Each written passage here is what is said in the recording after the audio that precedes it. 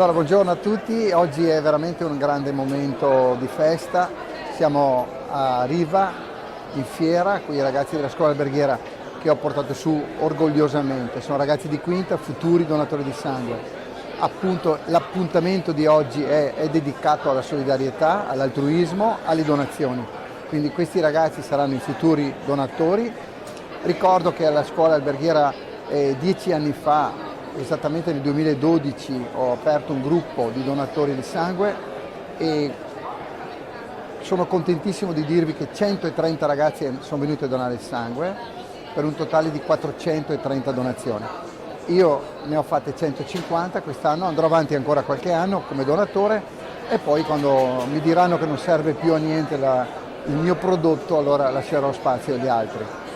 E sono contento perché è venuto con me qualche altro insegnante, quindi l'anno prossimo spero che anche loro mi daranno una mano a portare avanti ancora queste iniziative